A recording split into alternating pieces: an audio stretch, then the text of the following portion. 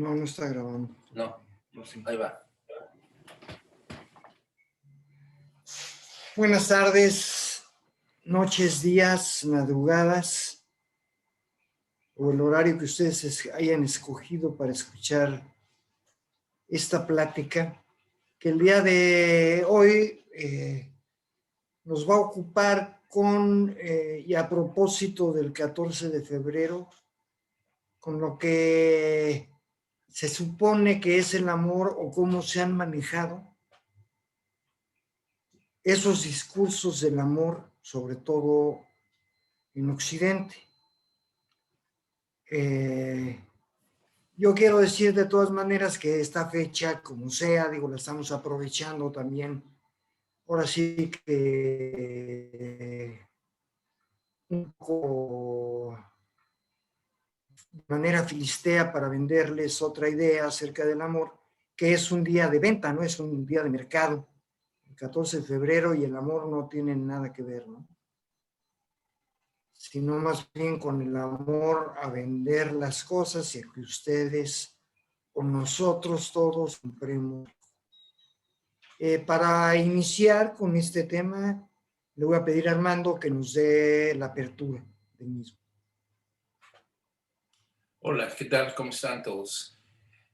Pues sí, hicimos tenemos a manera de provocación, ¿no? De utilizar el 14 de febrero, pasadito el 14 de febrero, ya después de la cruda de haber gastado un chingo en comidas, desayunos, cenas, o idas o visitas subterráneas y poco legales a Calzada de Tlalpan, ¿no?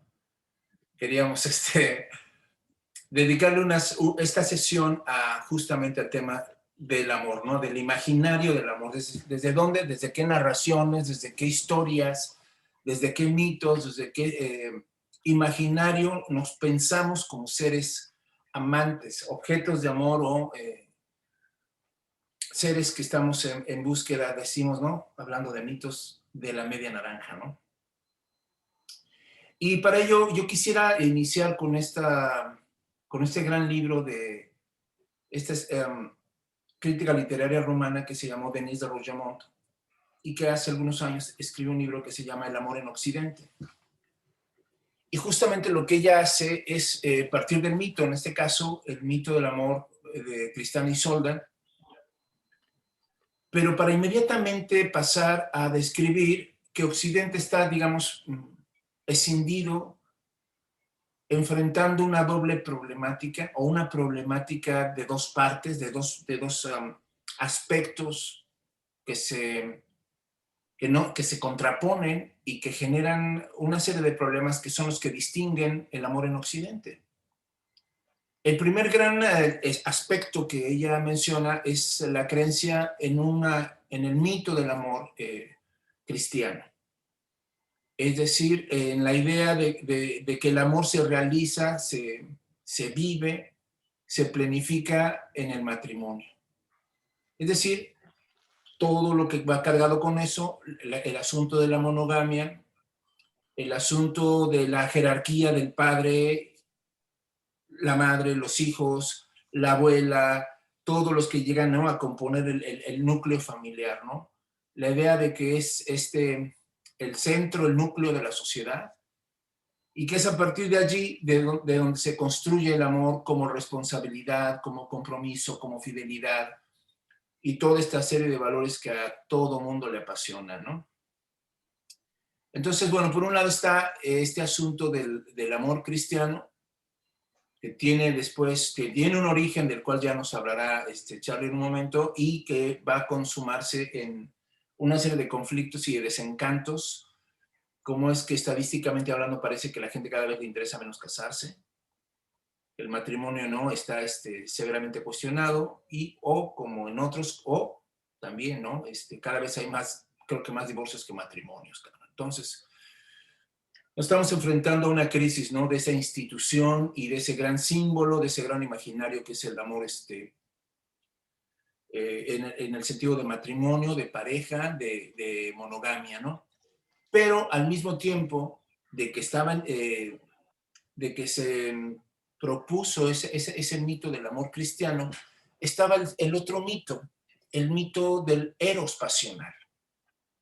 Y es ahí cuando te dicen, si no has vivido un gran amor que te apasione, que te enloquezca, que te quite el sueño, que te haga cometer estupideces, pues no has amado.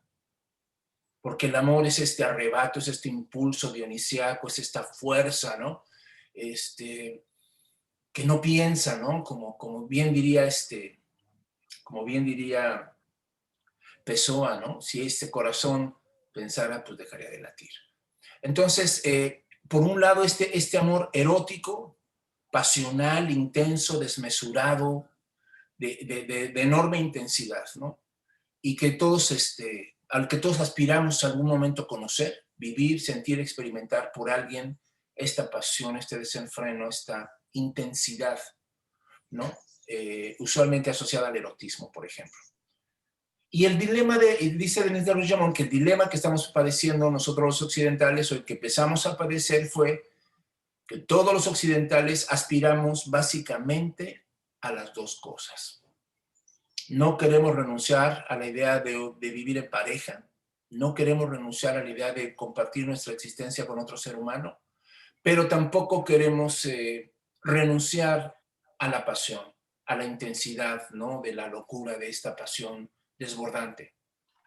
Y entonces dice ella que nos enfrentamos al problema de si el matrimonio, la institución cristiana del amor, será capaz de tener los diques lo suficientemente fuertes o las paredes lo suficientemente altas para contener la furia, la fuerza, la intensidad de la pasión humana,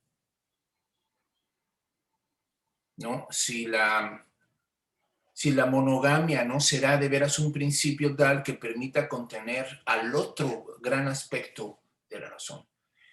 Y bueno, pues como Denis de Rougemont afirma, y muchos podremos constatar, habremos visto enormemente casos de esta situación, lo más seguro es que no. Lo más seguro o lo más probable, o en muchos casos, lo que sucede es que el eros desborda al matrimonio cristiano y como resultado de ese desbordamiento surge una tercera figura, que es una figura de exclusión. Es una figura excluida y maldita de cierta manera, pero al mismo tiempo en otra deseada, ¿no? Como la figura del Don Juan, que es el amante. Entonces el amante es esta figura contradictoria, ¿no? Juzgada, admirada, elevada, ¿no? A cierto halo de admiración, pero al mismo tiempo brutalmente criticada en el caso, por ejemplo, de las mujeres. Y es allí donde dice Denis de Rougemont, donde cuando se habla de una cuestión de género, que el amante, cuando es mujer, vive las contradicciones, sufre el dilema internamente de los dos mitos encarnados en ella, ¿no? El mito de la madre, que es esposa y también ahora es amante. Y esa trilogía perversa que se vive emocionalmente dentro de ella, entre sus valores, entre su ética, su moral y su pasión, casi siempre la deja muy mal parada y socialmente, pues digamos, condenada, satanizada, ¿no? Denis de Rougemont pone dos grandes ejemplos de la literatura del siglo XIX, que es donde justamente se da de manera más dramática esta cuestión de este choque de trenes entre estos dos mitos, en la historia de Madame Bovary de Flaubert y Ana Karenina de Tolstoy. Como ustedes saben, en ambas novelas, el personaje principal es una mujer casada con hijos y que vive este conflicto interno de tener un amante y de morir por ello, ¿no? Mostrando ahí como, digamos, lo trágico, ¿no? De esta tercera vía excluida definitivamente por lo menos en el siglo XIX, de la vida social. ¿Y dónde empezó todo esto? ¿No? Es lo que Carlos hoy vamos a empezar preguntándonos cómo fue estructurándose las jerarquías y el modelo del amor cristiano. Queremos empezar por allí. Queremos empezar a ver cómo fue que este mito del amor cristiano, con todo lo que implica, ¿no? Toda la idea del matrimonio y de familia, fue gestándose, cómo fue la manera en que esto desemboca en este tipo de aporías, ¿no? De conflictos, de tensiones, como es esta, ¿no? Con lo que estamos comentando. Entonces, no sé, Carlos, ¿cómo la ves? ¿Cómo fue que empezó todo este desmadre del mito del amor cristiano, man? Pues esto empieza antes del cristianismo con el patriarcado. O sea, el patriarca por antonomasia es Abraham, judío, de la religión judía e israelita. Bueno,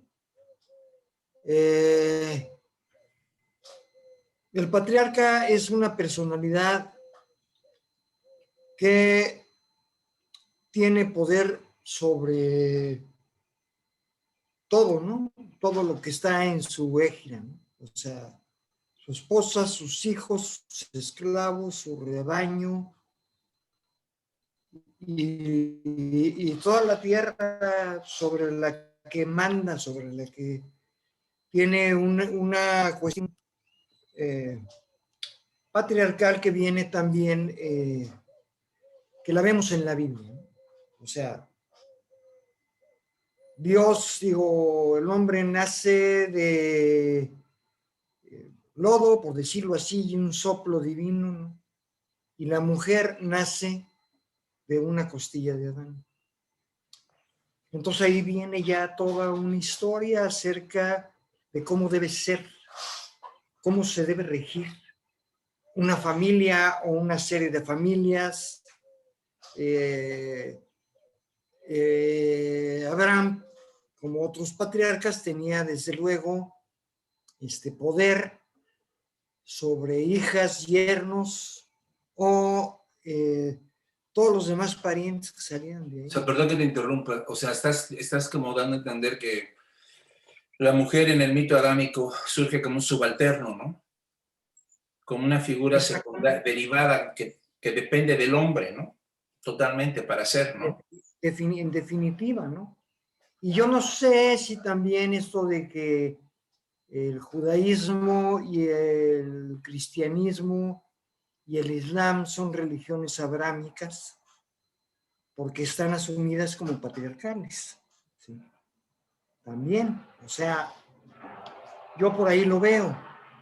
Y la situación es que esto pasa ya en el caso de Occidente, que es el que estamos tratando ahorita, del que está hablando Armando, pasa a formar la familia, ¿no? La familia no es una institución temprana, ni mucho menos, ni es de la Edad Media, ni para nada, ¿no? O sea, eso de que uno de los mitos grandes de los cristianos es la Sagrada Familia, ¿no? Cuando pues no había familias, o sea, en esos tiempos la familia como la conocemos no se daba para nada, ¿no? Ni se daban esos nexos ni nada. Seguramente tenían nexos y había otras circunstancias, pero no eran las que nosotros conocemos para nada. La familia se empieza a dar como una institución requerida por el Estado por ahí del 18, 19, porque antes nada más se casaban incluso los patricios, ¿no? La gente de mucho dinero, duques, condes, príncipes, etcétera, ¿no? Y los demás pues, se rejuntaban y se acabó, ¿no? Esa es la situación existente, ¿no? En la situación de Occidente nos viene de Roma, ¿no? La figura también del paterfamilias, que es un patriarca que tiene prácticamente los mismos derechos, incluso de vida y muerte, sobre todos los que dependían de él, ¿no? Su mujer, sus esclavos, sus hijos, y hay casos en los que, históricos, en los que manda matar a su hijo el paterfamilias, o lo mata a él incluso directamente, porque él tiene la potestad sobre todo, ¿sí? O sea, el patriarcado es una institución occidental, netamente occidental, que viene con la invasión de América, ¿sí? Pero que no se logra de la misma manera porque nosotros somos dependientes de los patriarcas, que son los europeos. O sea, no hay patriarcado en América, ni antes de que llegaran estos iberos, en las civilizaciones mecas, mayas, etcétera, no había este tipo de patriarcalismo. Había, desde luego, una cierta función del padre, pero también de la madre. En algunos casos la preeminencia era paterna y en otros casos era materna. Pero no había un patriarcado. O sea, lo que derivó en América del patriarcado, pero por otras vías totalmente diferentes, fue el machismo, que no tiene nada que ver con el patriarcado. Que sí, efectivamente, hace del hombre un tirano y un verdugo y una bola de situaciones, ¿no? Pero no por la misma vía, ni por derecho divino, ni mucho menos, que el patriarcado es por derecho divino. O sea, está escrito en la Biblia y en Roma se sigue de alguna manera también en ese sentido, por otra vía, porque antes del cristianismo, y luego en el cristianismo se absorbe totalmente. Porque la iglesia así lo determina, la iglesia cristiana, católica después. Esto es importante porque de aquí deriva, nosotros no somos occidentales, nosotros somos occidentales de manera geográfica, pero no política, ¿sí? O sea, por eso es América del Norte y América del Sur, y América del Norte, durante muchos años, ha sido Estados Unidos y Canadá, y América del Sur, incluido México, que muchas veces se le consideró como Centroamérica, han sido América del Sur. Entonces, son dos vías que desde luego nos afectan y nos influyen, ¿sí? Y nos influyen. Pero no nos llevan allá. Ahora, la familia se empieza a hacer a partir ya de una forma más concreta a partir del siglo XIX, ¿sí? En la que se empiezan a casar por vías religiosas primero,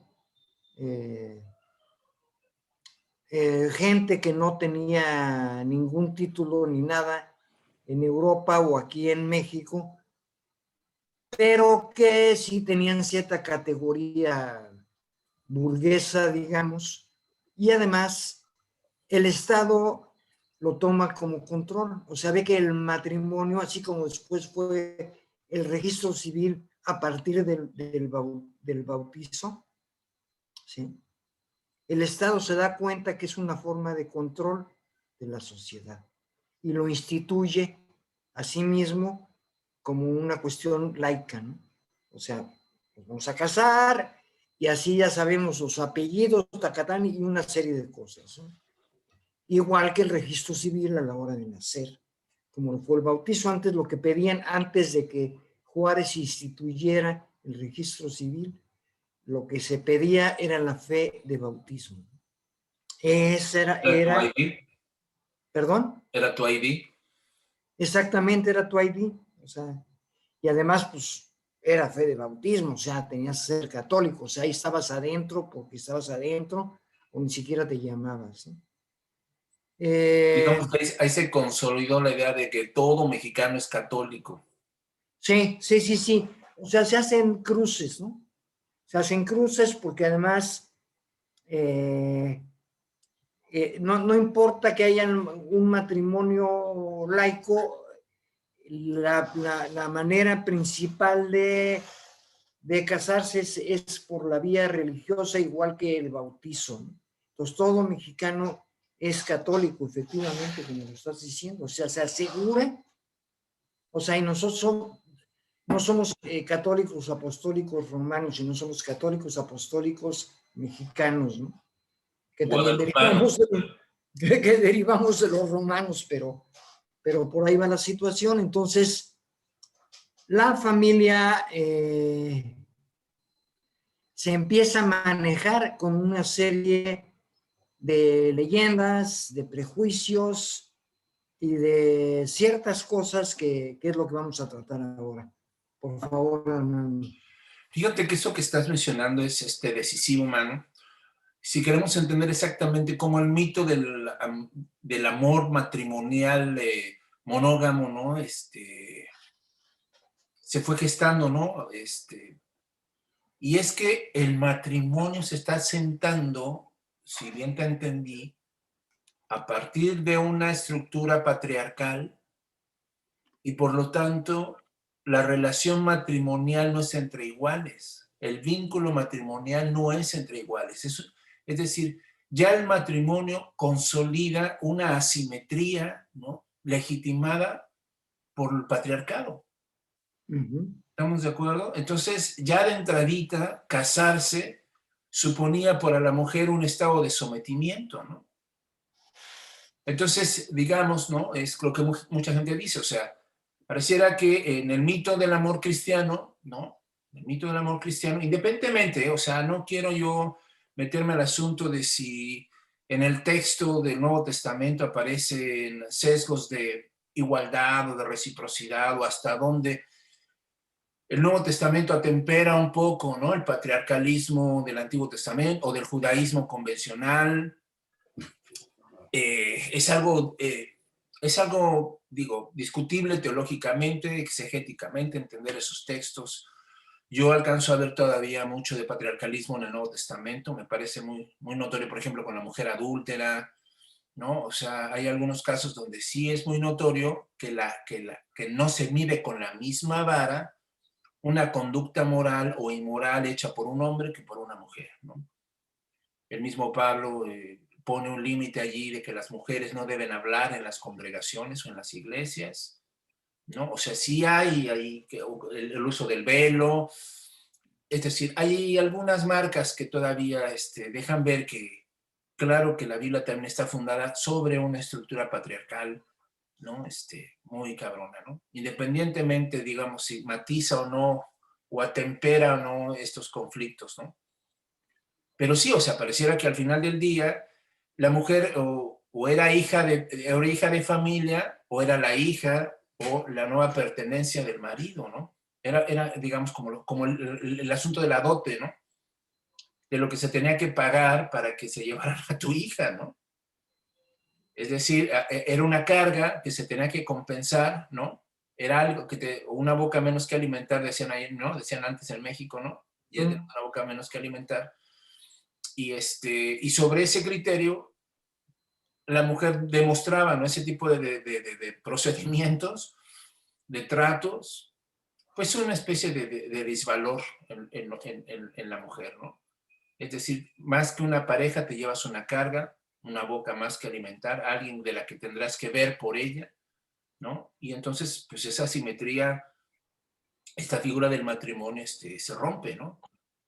Digo, independientemente, no sé tú qué opines sobre después la ética sexual dentro del matrimonio, ¿no? Es decir, cómo se concibe la sexualidad en este mundo de este mito de la monogamia, ¿no? Y de que vas a compartir tu cama y tu sexualidad, tu cuerpo con la madre de tus hijos, como antes se mencionaba, ¿no? Cómo esas figuras empiezan a problematizar que el eros se mantenga o sobreviva, ¿no? Sobreviva a los hijos, sobreviva al espacio, sobreviva, no sé, muchas cosas, no sé cómo ves. Bueno, esto es realmente importante porque aquí hay un problema, ¿no? O sea, la esposa, como acabas de mencionar, es mujer y madre, ¿no?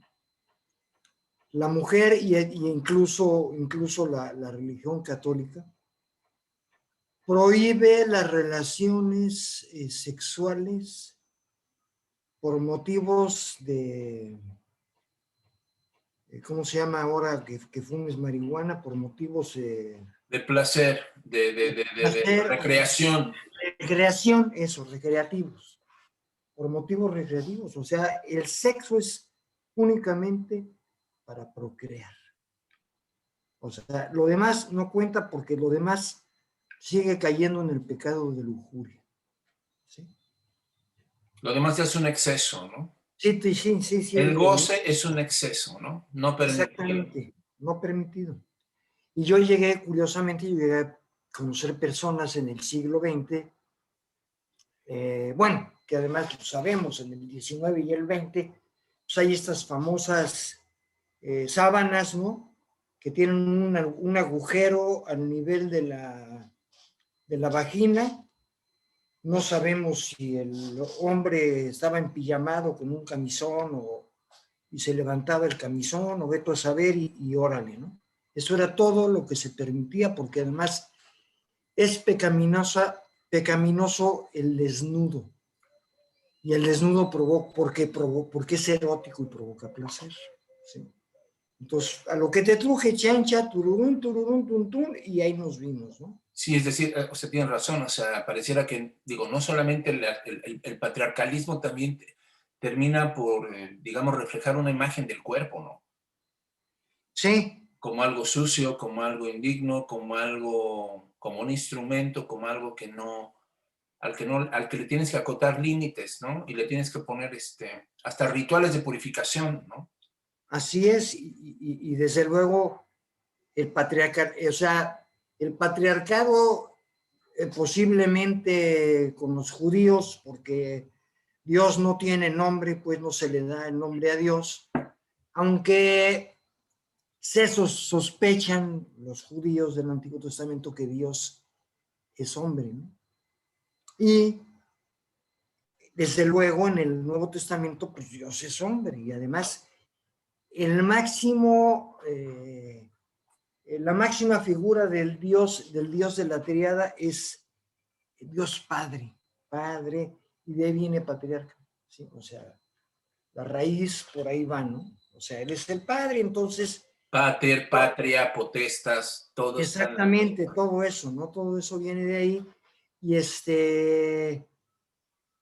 más, de hecho, en época de los Luises, un poco antes de la Revolución Francesa y todo eso, se decía, y posiblemente antes, que el padre era el rey en su hogar, ¿no? O sea, tenía los mismos derechos que el rey en El su hogar. Señor. Era el señor indiscutible. Aunque no hubiera una familia tan identificada como tal, ¿no? Porque además había hijos fuera de la pareja inicial, por decirlo, porque no era matrimonio, entonces era otro rollo totalmente diferente. Pero todo esto, la religión, en principio, lo empieza a aprovechar de esa manera para ir formando conciencia, o conciencias más bien, yo diría, ¿no? O sea, un tipo de conciencias en la sociedad en la que desde luego la ética cristiana es bueno o malo, ¿sí? Premio y castigo, etcétera, etcétera, ¿no? Entonces de ahí derivan una serie de actitudes que la gente tiene que seguir para no ofender a Dios, ¿no? Y desde luego las que más lo pueden ofender pues son las mujeres, porque ellas vienen abajito. Si hay un voto de fidelidad en el matrimonio, el voto, aunque no se diga de esa manera, es mucho más hasta ahora, ¿no? Estamos hablando de novelas del 19, principios del 20, en la que la mujer está todavía más sujeta al voto de fidelidad, ¿no?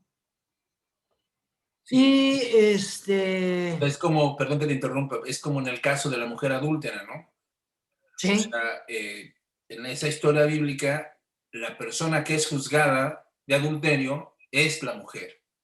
O sea, sí. el adúltero no aparece en la historia, no es juzgado en esa No, historia. O no, sea, no, nadie no, dice, ¿y no. dónde está el cabrón con el que esta mujer Sí, no, yacía, no, no? no. Sí, sí, sí, no, ni se aparece ahí O sea, ese no es problema. en la lapidación, no aparece, ni siquiera está ahí de testigo. No, no, no, ese no es problema. El problema es ese, y además aquí entra también algo de lo que no, o sea, este modelo que tú bien mencionas, que no acaba de sintetizarse como lo quisiera la religión, ¿sí? Porque al Estado no le importa tanto, ¿sí? En cuanto si este tiene hijos fuera del matrimonio, pues que los registren. Digo, a mí, yo no estoy con la conducta de los borregos, como diría el polibos, ¿no? Pero hay dos situaciones, o sea, como hombre, yo estoy casado con una madre, ¿sí? Además, que refleja una situación que además tiene mucho que ver. El modelaje es claro, ¿no? Yo me voy a casar y cualquiera se va a casar con una mujer de algún modo parecida a su madre. De ahí también está el Edipo, ¿no? Igual que la mujer se va a casar con alguien parecido al padre, o sea, no es exclusivo. Pero en este caso, que es más duro, pues sí, yo quiero a mi mujer para hacer hijos, pero pues no más, ¿no? Entonces también está antes de la figura del amante, bueno, o paralelamente, no, bueno, dicen que es el oficio más viejo del mundo, pues está la prostitución, ¿no?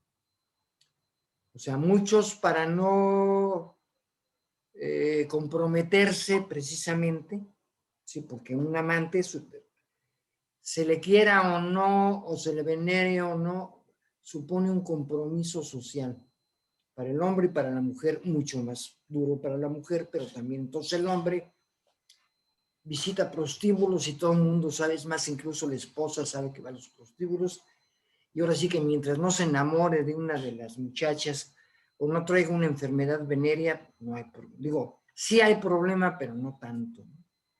Porque pues Se hace es con discreción, ¿no? Se tiene que sí, hacer sí, con sí, con discreción. discreción, y además es un metesaca y no hay más. El problema es cuando ya hay un compromiso de tipo emocional, sentimental, ¿no? Y y Oye, pero, entonces, sí. perdón que aquí te interrumpa, es que mira, esto que estabas diciendo sobre el conflicto de esta madre esposa o de esta esposa madre, está planteado desde la Sagrada Familia, man. Uh-huh, Es decir, claro, lo que termina idolatrando Occidente y que va a terminar siendo tremendamente violento para las mujeres, es la figura de una madre virgen. claro, claro, Es claro, decir, claro. de una madre que tiene que excluir de sí la sexualidad. Digo, sí, de alguna manera, pues que solo el Espíritu Santo debe saber cómo, pero efectivamente, una madre que excluye la sexualidad, porque además no se le reconocen otros hijos, bueno, en principio, ahora se saben otras cosas, pero además, y esto es muy importante, el padre es un cero a la izquierda, el padre, o sea, José es un santo varón con su varita de nardo, que trae aquí con su nardito, su florecita, la que sea creciendo, pero pues es alguien que está ahí nomás porque sí, Adorno. de adorno. Por así, y no Teodoro precisamente, sino ahí está de adorno. Y eso también es una figura muy importante, porque esa es una figura que se sigue mucho en las tradiciones latinas, en la española y además en la mexicana, ¿no? O sea, el padre, con todo y lo que estamos hablando, el padre es un adorno. El padre es una figura, o sea, porque la figura, o sea, con todo eso, o sea, desde luego el patriarcalismo lo que hace es excluir a la mujer, pero la mujer excluye al marido en la familia, ¿sí? Es como un tipo, no sé si venganza. En México tiene características muy particulares de las cuales no voy a hablar ahorita, pero el hombre es aparte. O sea, lo que sí no se le permite a la mujer es que sea infiel, ¿sí? Si el hombre puede serlo y lo es, y tiene esta figura que tú decías, o sea, bueno, que en México, yo creo que en muchas partes es conocida como la otra, ¿no? La alteridad, claro, sí. Sí, la alteridad es la otra. Oye, y Sí, la otra, ¿no? Dice, sí, voy con como la le, otra. Mi sí, segundo frente.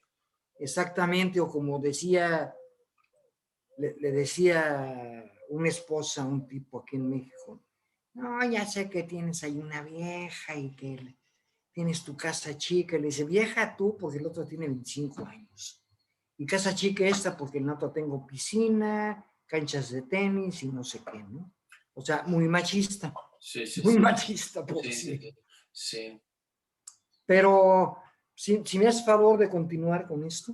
Sí, claro, mira, pues es que aquí empiezan ya algunas aporías, ¿no? Que justamente, digamos, la inocencia, el candor, ¿no? De la monogamia y de la idealización de la vida matrimonial como una vida compartida en pareja y como proyecto compartido de vida, pues realmente cuando empezamos a explorar lo que hay detrás de esa institución, ¿no? Y lo que implica en este caso para la mujer, pues nos estamos dando cuenta, dices tú, pues que no solamente a una mujer se le prohíbe ser infiel, se le castiga duramente por romper ese pacto, además asimétrico, ¿no? De Ajá, lealtad a alguien que realmente no tiene, digamos, la misma obligación, ¿no?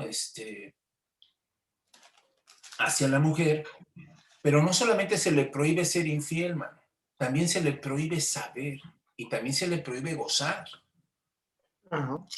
O sea, esto es algo muy cabrón y algo que todavía, a lo mejor en pleno siglo XXI se puede encontrar, o sea, ¿no? O sea, matrimonios donde la mujer, yo llegué a ver algunos como tratados de la buena esposa y algo así, donde se les Ujú, sugería, digamos, la mesura hasta en su vida sexual, ¿no? ajá. Es decir, que si ella era demasiado efusiva, podía ser mal vista y mal juzgada por su esposo, ¿no? Claro, Que claro. ella tenía que plantear de alguna manera, representar un candor, una inocencia, donde el que Ujú, sabe, el que dirige, el que controla la relación es el hombre. Si ella se le ocurre dar su opinión o decir, no, así no se hace así, ¿no? O no ujú. quiero esto otro, pues ahí ya está exhibiendo, ¿no? Pues un exceso condenable, el asunto de que probablemente tuvo otras parejas, o sea, y empieza una pinche retaíla, ¿no? De estupideces tremendas que tienen que ver con esas asimetrías y con esas expectativas, ¿no? Del cuerpo femenino, ¿no? De un Ajá. cuerpo, pues sometido, ¿no? Sometido al no saber, sometido a la negación del placer, al fingir, o a fingir el placer, ¿no? Ujú. Para satisfacer, ¿no? Las fantasías de un hombre todopoderoso del cual él depende todo, ¿no? Es otra pinche bronca del imaginario de la virilidad, ¿no? Pero, digamos, el asunto está en que exactamente como en estas novelas, como en Madame Bovary y como en Ana Karenina, estas mujeres terminan convirtiéndose justamente por esta negación, terminan como colocándose en el papel de amantes de otro, ¿no? Es decir, cuando las aspiraciones o la idealización de este amor matrimonial parece desencajarse, disolverse, problematizarse, cuando en este imaginario tampoco, ¿no? Es igual como en la literatura infantil, ¿no? O en las películas de Disney, ¿no? Que se idealiza al príncipe azul y a los felices por siempre, porque ninguna de ellas se ve posteriormente, por ejemplo, pues que vayan a tener hijos con el príncipe azul, cabrón, ¿no? Se imaginan siempre como idealizándose en esta relación de pareja, ¿no? Pero cuando vienen, digamos, las broncas del día a día es cuando empieza todo el desmadre que no está escrito, que no es la segunda parte de Blancanieves, ¿verdad? O de Cenicienta o de ningún de ese tipo de mitologías. Y es allí donde está ya la bronca y surge en esta figura del amante, ¿no? De la esposa que se vuelve amante, ¿no? Y bueno, pues ya lo decíamos, fíjate algo que me parece muy, muy interesante en la novela de Flaubert, y ahorita te cedo la palabra, es esta pinche intuición que tiene él, que dice que lo que primero trastocó la vida convencional y los valores convencionales de esta mujer, de Emma Bovary, de Madame Bovary, fue no su amante, sino fue la primera vez que esta mujer tomó un libro en sus manos. Es decir, la lectura como un acto de transgresión del statu quo, ¿no? La Ajá. lectura como este asunto de proyectarte a otros mundos y a otras posibilidades, ¿no? De abrir tu mente y de empezar a cuestionar hasta tu lugar, tus límites, tus alcances, lo que para ti era el mundo, ¿no? Esta ampliación del mundo que hace la lectura es tremendamente amenazante para una figura como para el patriarca. Porque la condición de ser patriarca también es que el otro vive en la ignorancia y viva sometido justo por eso. Entonces, fíjate, es súper interesante, ¿no? Que en el caso de Flaubert, la simetría empieza a moverse, empieza a romperse, empieza a cuestionarse en el momento que la lectura, que la literatura llega a la vida de Madame Bovary. O sea, perdón, pero yo sí he conocido gente que les parece muy amenazante una mujer que lee. Claro. Que les parece muy poco convencional, muy poco agradable, muy incómodo, que tengas que lidiar con alguien que sepa más que tú o que te rebata tus ideas. Esto es tremendo, man.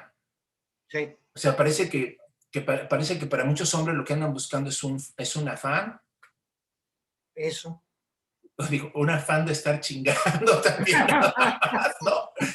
Pero pero al final del día es eso, man. O sea, qué amenazante para una mujer de casa, para una mujer convencional que la quieres tener allí, que no te dé problemas, ¿no? Que cumpla con sus funciones, que tiene sus roles asignados de manera permanente y definitiva, puestos por Dios además, bendecidos por Claro. Dios, o sea, ¿no? O sea, como lo dices tú, o sea, en la Sagrada Familia se consagra una jerarquía, se consagran valores, se consagran expectativas, se Claro. consagran un chingo de cosas. No solo la Sagrada Familia, ¿no? Es la sagrada chinga que todos se van a llevar siguiendo ese modelo, ¿no? Claro. Y Claro. bueno, pues ahora resulta que esa mujer que tú en esos niveles de aspiración quieres que sea madre y esposa, y obviamente también atiende a los quehaceres domésticos y además te alimenta y además te la pasa todo el desmadre, ¿no? Pero que para que ella pueda lograr eso, parece que es necesario ser una analfabeta, ¿no? Sí. ¿No? Entonces, ¿cómo ves? Sí, sí, sí, sí, sí. O sea, hay una condición de servidumbre sobre la mujer, ¿no? O sea, como lo que acabas de decir. O sea, hay una condición de servidumbre. La mujer debe servir al hombre. ¿Sí? Y en todos aspectos, en el sexual, tiene que hacer la comida, tenderle la cama. ¿Qué quieres, mi rey? Te traigo tus pantuflas o qué sé yo, ¿no? O sea, la mujer es un apéndice del hombre. Un apéndice en este sentido en el que podría ser un llavero, ¿no? O sea, lo uso cuando quiero, cuando lo necesito y cuando no quiero, no. O sea, el sirviente y la condición de servidumbre habla de uso, de una cuestión de utilización, ¿sí? No de una cuestión, porque precisamente lo que tú dices, la asimetría, ¿no? La asimetría, bueno, ¿cómo se llama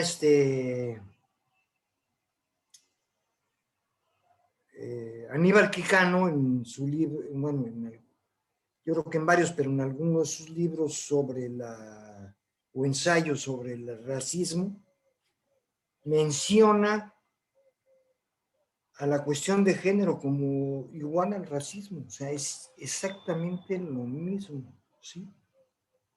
Ahí la única diferencia es que desde luego, por ejemplo, cuando llegan los españoles y traen a sus esposas, pues las esposas están sobre los indios, ¿no? Y las indias, porque tienen otra categoría, pero aún así, o sea, eh, no se puede, o sea, es que además esta cuestión asimétrica, desde luego, no, digo, soporta el tiempo que puede soportar porque está además asentada bajo una dominación violenta, ¿sí? O sea, no nada más es porque yo lo digo, es porque yo lo digo y si tú no me haces caso, pues te agarro a fregadazos o etcétera, ¿no?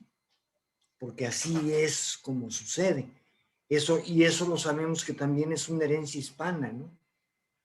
Y que tiene que ver con el machismo y que tiene que ver con una serie de cosas. El machismo es otra condición, pero esa es la situación. La situación es que la mujer no puede aspirar a nada de lo que aspire el hombre. En el comienzo del feminismo, por lo menos en América y en México, ¿no?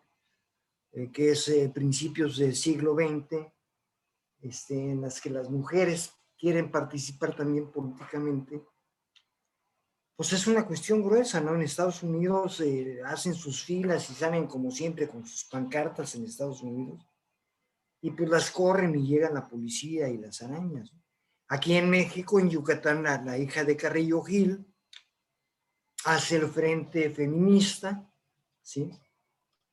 Y pues llega a ser ridiculizada, no llega a ser golpeada porque es hija de Carrillo Gil, ¿no? Es un personaje muy poderoso, por lo menos en Yucatán y en México, o sea, su nombre es conocido en todo el mundo. Esto no se da porque, para empezar, el género humano, por no decir el hombre, porque se confunde, también no es monogámico, ¿sí? O sea, hay muy pocas especies monogámicas y el género humano no es una de ellas, ¿sí? O sea, encierras a alguien en algo que, dentro de lo que no tiene vocación. O sea, por eso el hombre brinca, porque el hombre tiene el poder y lo hace todo el tiempo que puede, ya sea con prostitutas o con amantes, o las amigas del trabajo, o la secretaria, o lo que sea. A la mujer no, porque hay una violencia que se cierne sobre ella. Digo, en aquel tiempo, ahora ya yo creo que es otra cosa. Pero así es como se manejó, ¿no? Y desde luego, o sea, un asunto muy importante es que el cuerpo de la mujer puede ser visto en el arte. O sea, digamos, el nacimiento de Venus, o etcétera, etcétera, ¿no? En el periodo neoclásico, el romántico del que estábamos, pero ahí bien vestidita, muy, muy acá, muy, la época victoriana. Pero el cuerpo de la mujer es otra cosa muy curiosa, pero además tiene que ver con los sentidos. Es objeto de goce, no debería, porque es pecado, pero es objeto de goce porque el hombre lo demanda, ¿no? Entonces está el Playboy y todos esos rollos ya más tarde, ¿no? Pero el cuerpo del hombre no. O sea, a la hora que salió el Playgirl fue un reverendo fracaso y los que compraban esa revista eran los homosexuales, ¿sí? Los que hicieron la gran compra de la revista Playgirl fueron los homosexuales. ¿Por qué? Porque en el hombre priva el sentido de la vista y en la mujer el del oído. Eso es una razón, pero también puede ser que en ambos casos el imaginario seguía siendo masculino, ¿no? O sea, es aquí lo que alguna gente se pregunta, si la pornografía no es en realidad, básicamente, igual como decías del cuerpo de la mujer, básicamente una fantasía masculina, ¿no? Bueno, Alguien se también. pregunta, ¿no? Si realmente, así como dices, de un Playboy para mujeres, un Playgirl para mujeres, la pregunta es si existe lo porno para las mujeres, existe la pornografía Sí, femenina. de otro modo, de otro modo. O es lo que dices tú, en realidad la pornografía femenina son fantasías de hombres homosexuales, claro. Sí, O sí, sea, sí, no, sí. realmente no están planteándose desde lo femenino, sino desde lo que yo imagino que es lo femenino como hombre, cabrón. Exactamente, por eso está mal, por eso también las películas pornográficas por lo regular las ven hombres. Sí, O claro. sea, yo no dudo Producto que haya masculino. mujeres que las gocen, pero en general no. En general no es así. En general es para excitar al hombre. Y la mujer, y aquí con el oído también me estoy refiriendo a la palabra, ya sea escrita o hablada, porque la pornografía femenina tiene que ver con la novela rosa, ¿sí? Que también empieza en el 19 y en el 20 la conocemos con Corintellado, ¿no? ¿Sí? De la cual, ayer estaba leyendo una Jazmín, ¿no? cosa, ¿Cómo se llamaban esas novelas? ¿Jazmín? ¿Cómo se sí, llama? Sí, ¿no? no, Jazmín. no, no, Corintellado era así, pero Corintellado es ¿cómo se llama? La pornografía femenina por antonomasia. Ya. Es más leída que la Biblia. No digas eso, por favor. ¿Qué te digo? ¿Qué te digo? Y llegó un día Vargas Llosa y le dijo, ¿no? No puedo creer que la gente te lea más a ti que a mí. Que a las Y le 50 dijo ella, sombras de Grey, y le ¿no? dijo a ella, pues tú eres nada porque a mí me leen más que la Biblia, güey. ¿Sí? Sí, sí, sí. O Claro, sea, claro. pero fíjate lo que son las cosas. O sea, la pornografía lleva diferentes caminos. La pornografía femenina es mm, más soterrada, ¿sí? Con historias aparentemente románticas, ¿sí?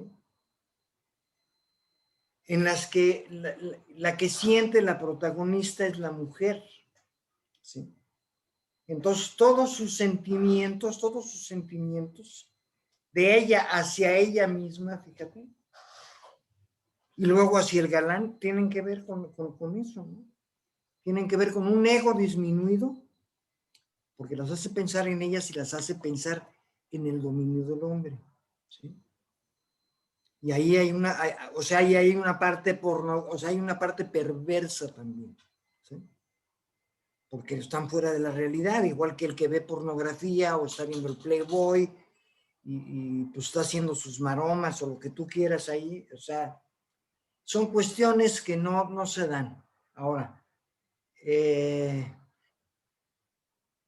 básicamente, no sé si me esté yendo muy adelante, o sea, bueno, más bien tú continúa porque tú eres el que llevas la época. Fíjate que sí, sí, bueno, o sea, hay dos cosas a mí me parecen muy, muy, muy, muy interesantes y una de ellas muy gráfica, muy elocuente, que es, por ejemplo, la recepción de este ideal del matrimonio cristiano como un camino de realización y de virtudes y de educación y de cultura y el culto a la familia que se da en el cine mexicano, ¿no?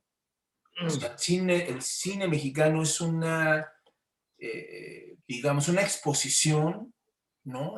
Un museo de exposición de este valor, de este modelo de amor, de matrimonio, de parejas, de lealtades, donde evidentemente se sacraliza enormemente a, a la mujer como un ser que se sacrifica por los hijos, como un ser, ¿no?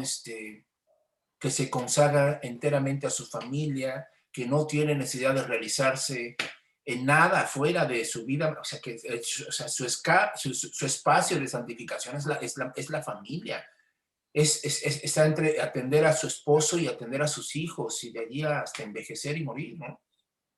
Y el hombre igual, o sea, el hombre tiene que fungir siempre con este rol de sostenedor, de, eh, de alguien que es capaz, ¿no? De mantenedor, ¿no? De jugarse la virilidad en eso, ¿no? Y entonces de repente, pues, o sea, tienes muchas cosas en el cine mexicano, ¿no? Porque tienes esta idealización tan cabrona, ¿no? Representada por los hermanos Soler, por ejemplo, ¿no? Con sus figuras paternales, estas figuras paternales, estos matrimonios tan duros, tan rígidos.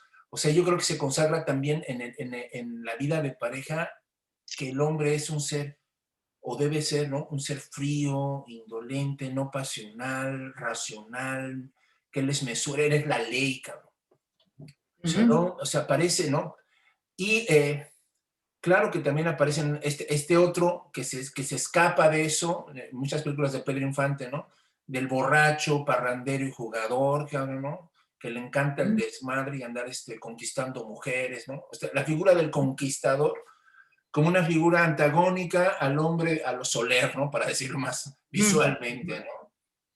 Claro. Pero yo me pregunto y te planteo también esta situación, ¿no? De hasta dónde no el matrimonio cristiano está también, digamos, psicológicamente fundado en el complejo de Edipo.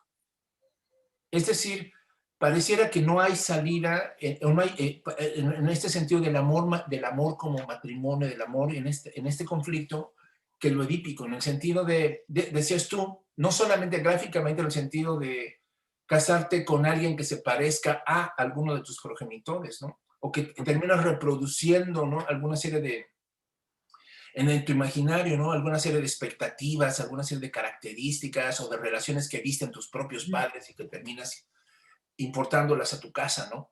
Pero también en el sentido tal vez un poco más sutil y cabrón, de que la estructura edípica de las relaciones humanas lo que supone es la imposibilidad del deseo.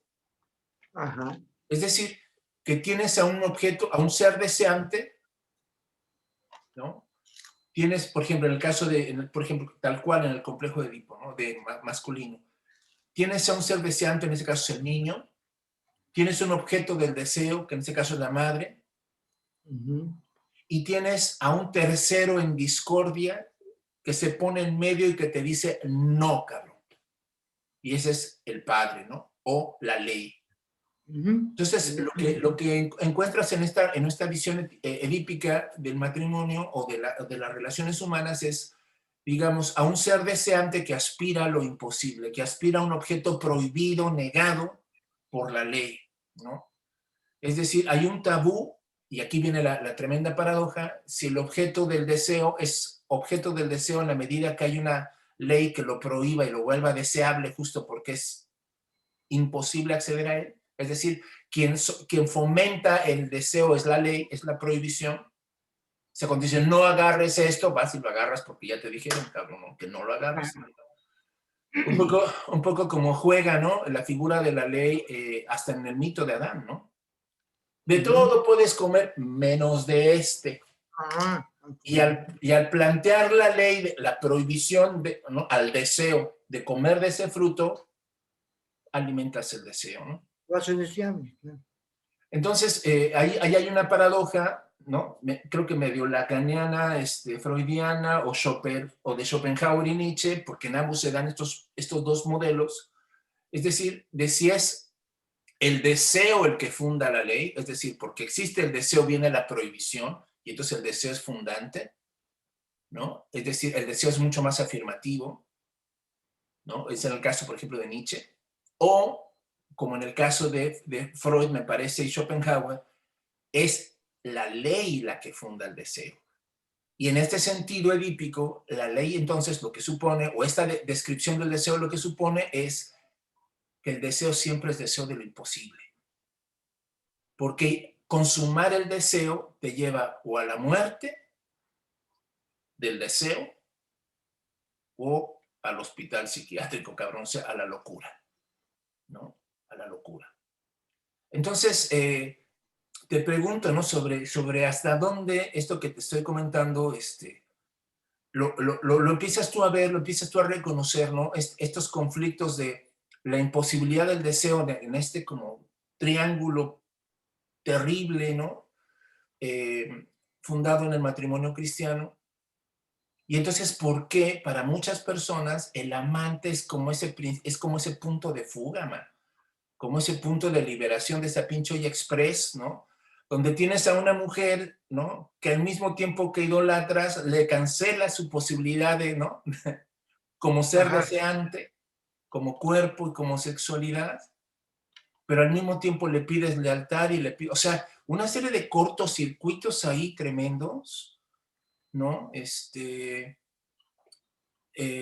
van a resultar o que han resultado siempre, o no siempre, pero digo muchas veces, en que esta aporía se resuelva por fuera, ¿no? en la figura del amante, ¿no? Ujú.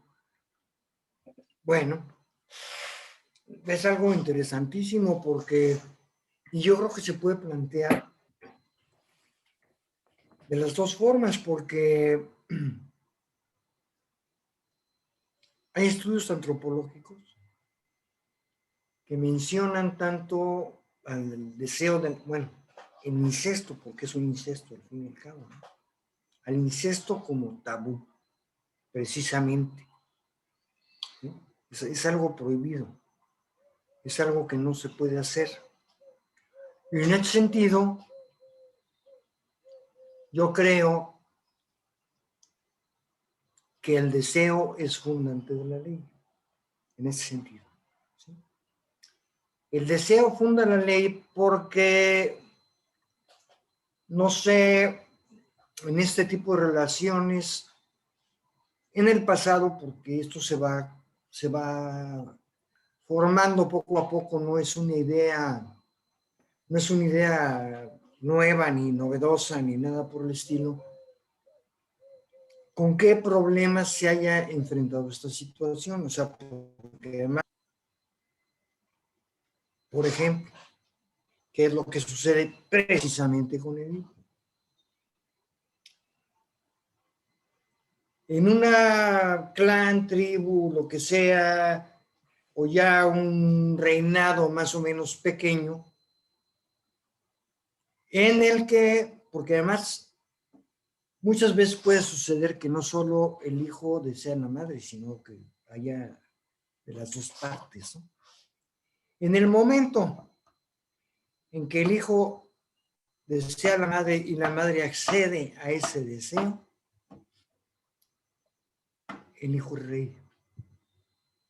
El hijo va a discutir, o sea, el mito de Edipo no es tan mítico como parece. Claro, ahí se cuenta de una manera en que pues, te vas a ir porque te va a matar este güey, ¿no? Sí, claro. O sea, además, no es Edipo, la historia de Edipo no es la historia de un niño, es la historia de un adulto, no es, es Claro, Edipo es la rey, historia de un no es adulto Edipo que niño. además sí, pero la lección sí, es la historia de un adulto que además es un adulto que no sabe lo que está haciendo y que Claro. además se convierte en rey. O sea, mata a su padre y ese es el deseo de muerte de su padre, ¿sí? Que incluso puede no matarlo, ¿sí? Pero toma el lugar del padre.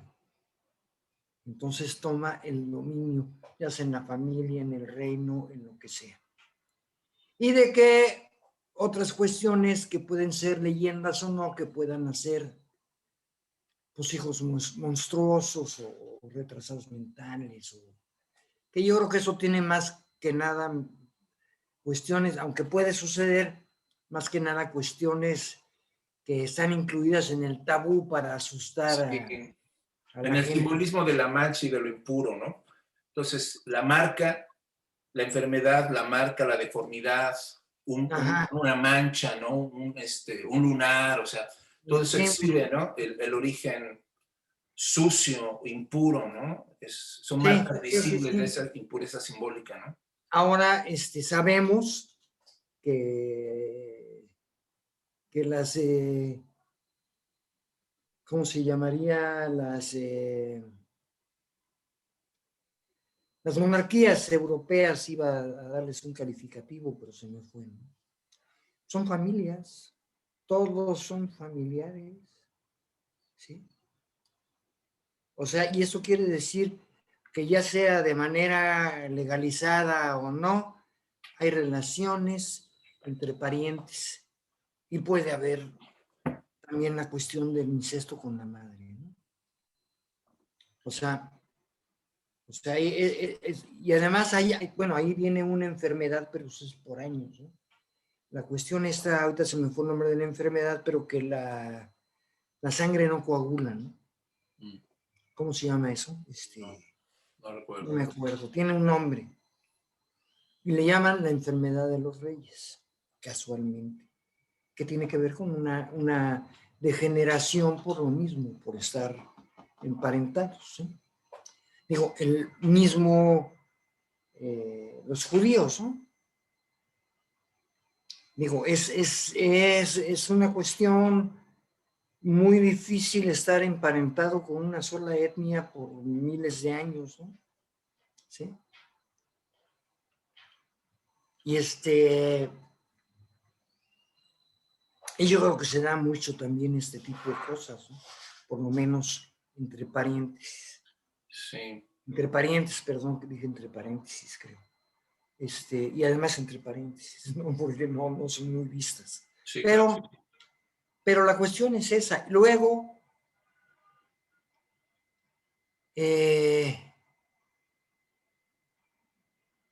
lo que hace la ley, desde donde yo lo veo y lo que he leído de psicología y todo, es que la ley simplemente lo que hace precisamente con la prohibición es reforzar el deseo. ¿Sí? Sí, claro.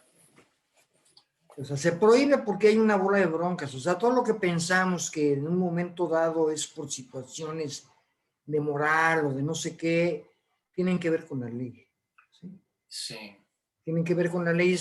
O sea, voy a un caso más que no tiene que ver, pero que es más reciente, que es el testamento. ¿No? Uh-huh. O sea, el testamento se instituyó para que el Estado no tuviera problemas con lo que dejaban. O sea, no es que yo te quiero dejar esto y te lo voy a dejar y entonces vamos a hacer un testamento. No. Precisamente para evitarse, no evitar a las familias, para evitarse broncas y alegatos legales y una bola de situaciones, ¿sí? Pero eso lo hizo el Estado y en principio lo pudo haber hecho pues una religión animista o de otro tipo, o cosa por el estilo, ¿no? La madre, la mujer en los mexicas era temida. Hay una diosa que ¿cómo se llama? Acetea, o ¿cómo se llama? Aflechea a los lujuriosos. ¿Sí? Hay una diosa, entonces hay aguas. Y además, la mujer mexica da de comer al hijo hasta los 3 o 4 años con el pecho. Y hasta que se lo arrancan y se lo quitan. Entonces, o sea, hay una dependencia tremenda. Y en esa dependencia, pues hay deseo. O sea, la dependencia, al fin y al cabo, está fundada en el deseo.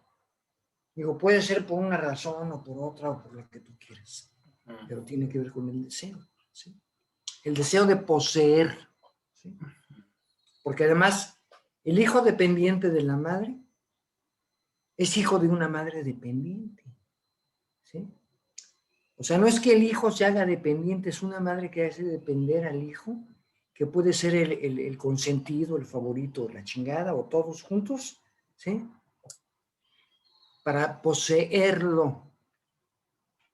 Y si no lo posee en un sentido carnal, lo posee en un sentido de dominio. ¿Sí? Claro. Esa es la otra parte que te platicaba yo de entre los mexicas, digo, ya después de la conquista, etcétera, etcétera, etcétera. Sí, oye, y para ir más o menos acercándonos si me parece que la cuestión de la erótica, la vamos a tener que dejar para un segundo programa, ¿no? Y concentrarnos ya pues a terminar aterrizando este asunto del amor matrimonial, ¿no? Veo pues que estas aporías, este asunto de exacerbación del deseo y de los conflictos justo por esta ley, que además, o sea, curiosamente, o sea, este es el problema, ¿no?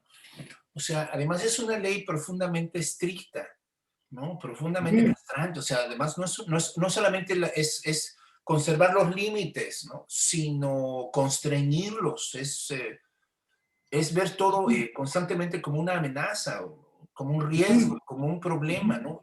En este caso, en una ley que termina interpretando a la mujer, si ya no eres madre, ya no eres hija y no estás bajo la tutela de un hombre, eres una amenaza. Ajá. Eres un riesgo, la mujer tentación, ¿no?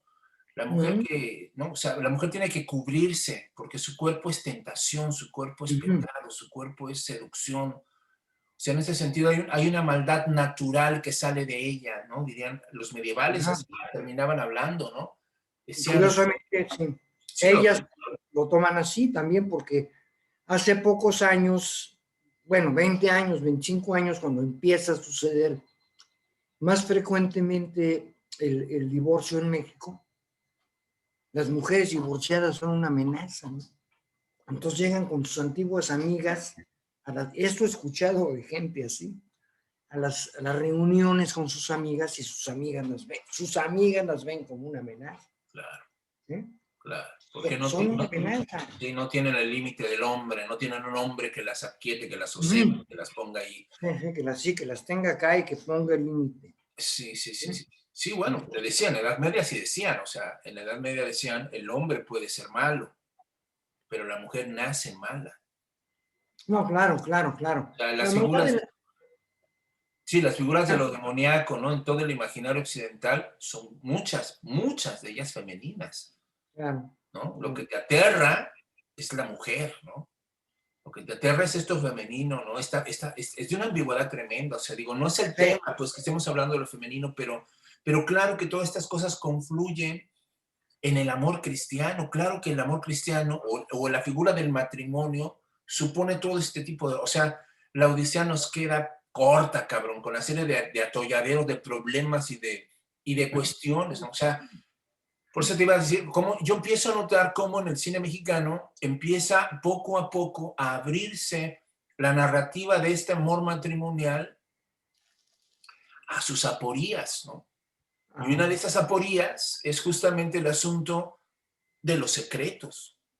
Claro que la dinámica del deseo en la vida de este matrimonio, de estas relaciones con sus familias respectivas y todos estos series de vínculos, claro que es un caldo de cultivo para la violencia. Claro ujú, que no, entre lo patriarcal y lo machista, claro que puede haber excesos, claro que puede haber abusos, claro que, claro. ¿no?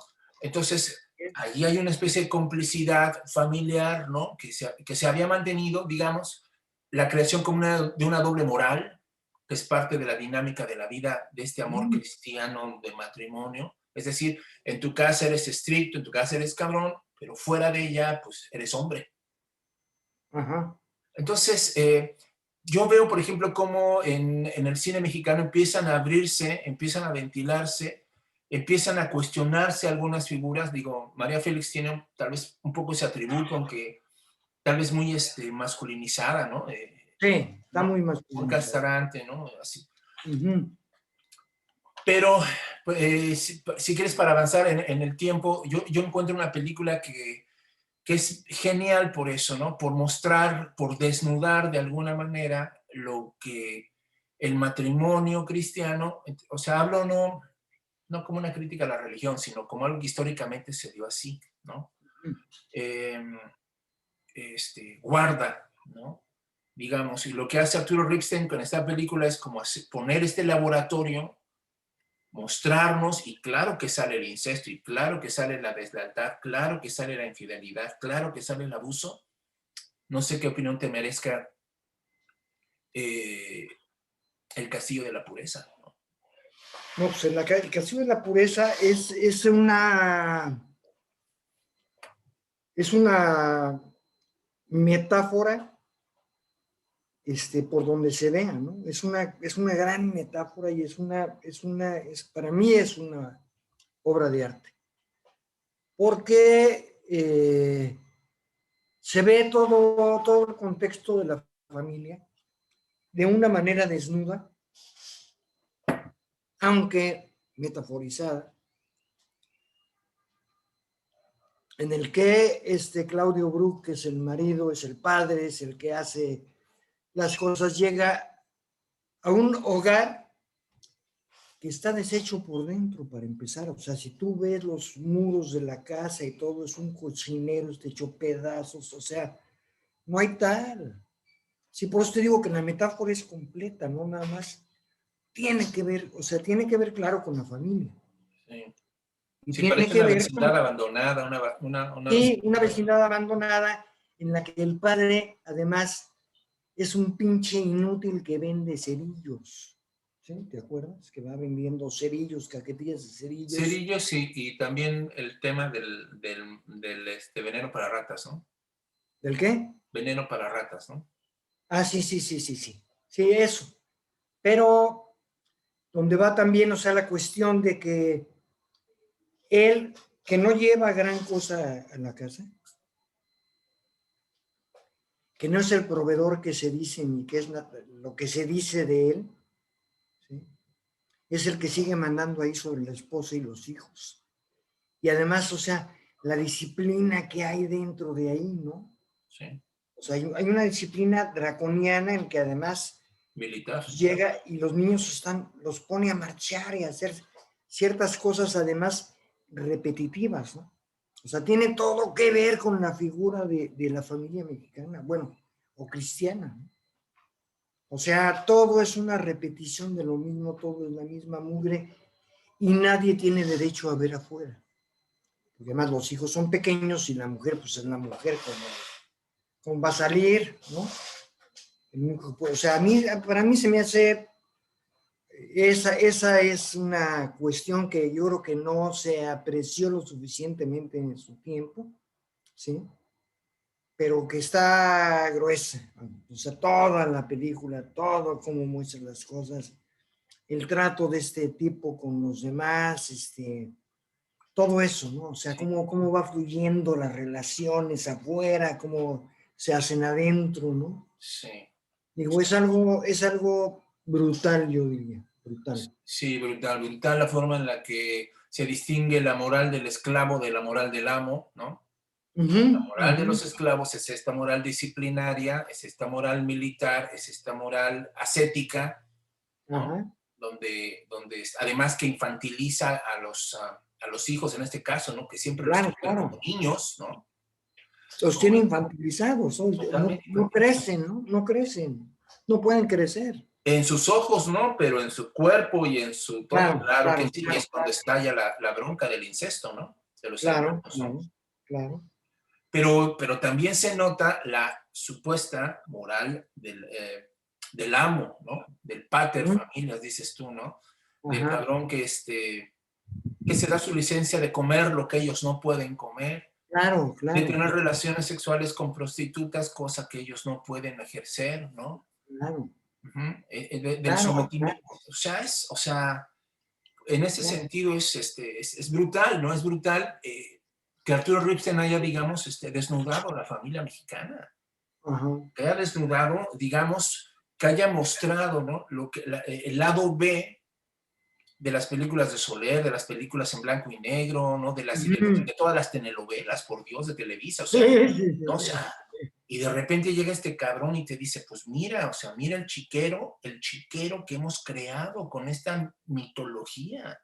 ajá, sí, sí, sí, Además digo que aporta una situación muy pinche interesante psicológica, en el sentido de que muestra cómo las perversiones más cabronas, más duras, más enfermas, más peligrosas, se dan siempre en núcleos familiares aislados.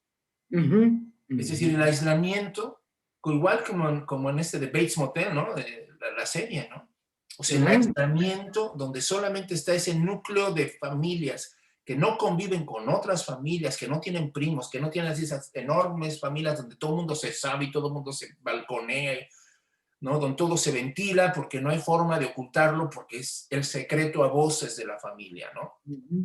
Digo, pero en esta otra, marginal, como un gueto, ¿no? Como una especie de campo de concentración a la mexicana, ¿no?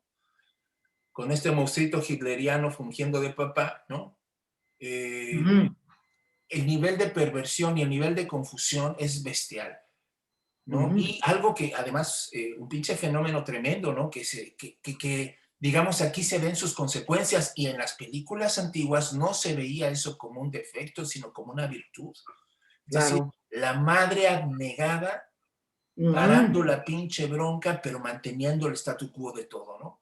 claro, O sea, la claro, pasividad claro. que ella tiene frente a la violencia masculina, frente a la violencia del padre, la termina convirtiendo como ya después en otras películas se va a notar, ¿no? En una figura de amor y de odio. Es decir, tú dices que nos amas, pero dejas que nos madreen, pero no haces nada, no nos defiendes. Sí, sí, sí, pero al fin y al cabo es es la figura de la Virgen, es la Madre Sagrada. Porque al fin y al cabo, hagan lo que hagan los hijos, o que dices hay amor-odio, llegan y le piden perdón toda la vida. Tanto los hijos como las hijas llegan y le perdón, mamacita, mamacita además, ¿no? Diminutivo de mucho cariño, porque hice esto y lo otro, y no hice lo que tú me dijiste, y una bola de madres, ¿no? Que además es amor-odio, ¿no? Que no se ve ahí, pero es el amor-odio, porque, o sea, la ley es el padre, pero la madre es la prohibición, la que hace que se cumpla, la madre es el ministerio público. Cabrón. Sí, es que mira, al final del día, yo creo que aquí algo bien cabrón, mano. Yo creo que bueno, ya estamos por cerrarnos porque ya nos llegamos vamos a llegar al final de este café con piquete tan pinche interesante también. Pero al final del día, esta película del Castillo de la Pureza realiza de una forma perversa la fantasía de muchas familias en el pasado de mantener a los hijos, de que la familia no se destruya, no sé qué. Es más fácil que la nuera, que el yerno llegue a la casa y eso se agrande y ocupen más cuartos y se claro. te vas para arriba, antes que abandonar. Y entonces estas películas así de cuando los hijos se van, ¿no? Ándale. Qué madriza, ¿no? Es decir, se ve como un pecado, como una traición a la patria, a la patria, ¿no? Una pinche traición a la patria, que abandones a tus viejos, que los dejes cuando ellos te dieron todo, ¿no? O sea, lo que pudiera en otras culturas, por ejemplo acá o en otras partes del mundo, ¿no? Ser como lo más pinche natural y además, mientras más temprano lo hagas mejor, parece para muchas personas. Claro. En México, en nuestra idea, el matrimonio da, ¿no? Con esas pretensiones de mantener el clan, ¿no? De que ese pinche patriarcado se mantenga, ya sea por la figura del padre o de la abuela o de la madre, ¿no? Pero que se mantenga esta idea de sometimiento, de pertenencia, de control, de complicidad, de tantas cosas, ¿no? ¿Cómo ves? Sí, no, definitivamente. O sea, el Castillo de la Pureza habla de una no relación al exterior de la familia, nada más el padre, que es cierta, porque en ese sentido los hijos y la mujer no conocen el mundo, ¿sí? Como lo conoce el otro, digo, que salga, ¿no? Que la familia salga, no tiene permitido una serie de cosas ni los hijos ni la mujer que puedan hacer, y él puede hacer todo lo que quiera. Pero al fin y al cabo, esa familia es la familia nuclear mexicana. Esa familia, aunque ten los parientes, o sea, como en Los hijos se van, o las de Sarita García, o la Prudencia Grifel, esa es la onda. O sea, al fin y al cabo están encerrados. No tienen conocimiento de la afuera. ¿Sí? No pueden conocer el afuera. Es una familia, bueno, esa es una familia en la que se desnuda todo, pero el cine mexicano es una familia, lo que ves, habíamos comentado antes, que tú dijiste, de conservadora, de pequeños burgueses, ¿sí? Que quiere que no se le salga nada de ahí y además que favorece, desde luego, al statu quo, ¿no? Digo, definitivamente. Es más, Pepe el Toro y todas sus desviaciones son la misma madre, ¿no? Sí. Es la familia pobre, pero que son leales y que la chingada y que la puta madre, y que además en una de las paredes de la vecindad donde viven, ¿no? Dice Dios existe, ¿no? En contraposición a lo que había dicho Rivera por esas fechas, que Dios no existía, ¿no? Claro. Dios, o sea, pero Dios existe, o sea, para que no haya duda acá. Claro. Este hogar es católico y no quiere propaganda comunista. Claro. Se acabó. Claro, y una romantización bestial de la pobreza, ¿no? Sí, o sea, como si fuera, sí. Como una virtud, ¿no? De lealtad, de plan, todos quisiéramos ser pobres cuando vemos Sí, esas sí, tú haces, películas, sí, vivir ahí, ser pusieron así en la pobre. vecindad, cabrón. Sí, a huevo, me voy a salir de mi casa y me voy a ir a vivir ahí porque ahí se vive Hasta que, la gente rica. hasta que llega Buñuel, te pone Los Olvidados y Ándale, te hagas para adentro. ándale, ¿No? Y ándale. aquí donde está Pedro Infante, cabrón, ¿no? Sí, a ver dónde se llevaron a Pedro Infante y al güey este que les hacía, hacía esas películas, ¿no? Sí, sí, sí. Ismael Buenísima. Rodríguez, ¿no? ¿Cómo se llama? Así ándale, Ismael Rodríguez, ¿no? No era. Sí, sí, sí, sí. Que además, que además a Buñuel desde luego lo prohíben, porque esa es la realidad. Dicen, no, este pinche españolete vino aquí a transgredir todo el espíritu nacional, priista y la chingada, ¿no? Sí, a toda la idealización de la familia, de la pobreza, Sí, sí, sí. de la Sí, pues ahí está el mujer, Jaibo con la mamá del amigo, ¿no? con la mamá del amigo. La mamá del amigo, la mamá es la que lo seduce, le dice, Sí, oye, que acá, que no, y el otro dice, pues de aquí soy yo. Es sí, como, no, un chamaco de 18 años dice, pues, óyeme. sí, sí, sí. La misma crueldad en los niños, ¿no? O Sí, sea, sí, la crueldad cuando golpean al al ciego, inválido, ¿no? sí. Todo esto, o sea, es que es terrible porque así se vive, esa es la realidad. Así es. Bueno, pues aquí, digamos, hay muchas cosas más que seguir platicando, comentando, pero queremos invitarlos más bien a una segunda parte sobre esta narrativa del amor, ¿no? Que es lo que estamos explorando, sobre estos imaginarios. Eh, Digo, no es que estemos haciendo una cancelación, ¿no? Absoluta del matrimonio, de la vida en pareja, ¿no?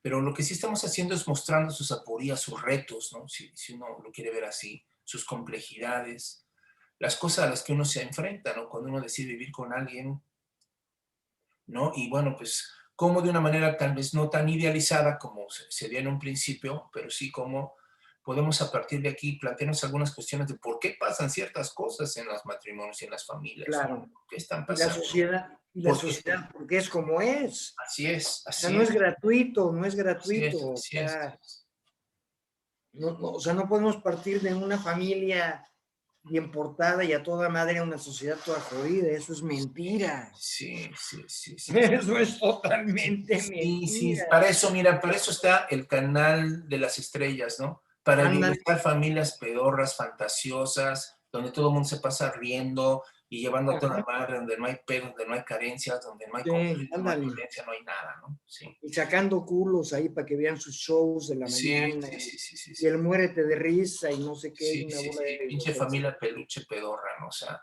Sí, sí, sí, sí, sí, sí, sí. entonces, sí, bueno, pasaremos entonces, si ustedes nos acompañan la próxima semana, donde vamos a explorar también las aporías de este mito también tremendamente idealizado y exacerbado como fue el mito de Eros, ¿no? El mito de la pasión y pues seguramente hablaremos mucho de cómo la literatura erótica construye o deconstruye, ¿no? El Eros pagano, ¿no? Y cómo también nuestro cine, cómo también el imaginario de los mexicanos terminó llevándonos a lugares como el lugar sin límites, ¿no? Ándale, ni más ni menos de eso Ni no más tenemos ni que hablar menos, ¿no? también. Entonces, los esperamos el próximo lunes, les agradecemos mucho que hayan estado con nosotros. Les agradecemos mucho que estén visitando nuestros otros cafés con piquetes. Ojalá que sigan apoyándonos, dándonos like, ayudándonos a difundir estos intentos de reflexión Que se sobre suscriban cosas también. y temas, ¿verdad? Que no siempre tenemos la chance, la libertad o el tiempo para poder platicarlos. No sé si hay algo más que quieras agregar, Carlos. Pues acerca de esto también, de lo que estás platicando ahorita al final, es que, pues que hagan sus comentarios, que vean qué les pasó, qué les pareció, que si no están de acuerdo nos lo dejen saber, o si están de acuerdo también, o que nos propongan temas si es que quieren que tratemos algo en Claro, particular, ¿no? una buena idea. Eso, Sí, sí. eso sería todo. Sí, pues muchas gracias a todos. Les mandamos un abrazo, que estén todos muy bien y nos vemos el próximo lunes a las 7. Espero, esta vez hubo una falla técnica en la anterior, pero esperemos que el lunes a las 7 en otro Café con Piquete. Muchas gracias a todos. Feliz día.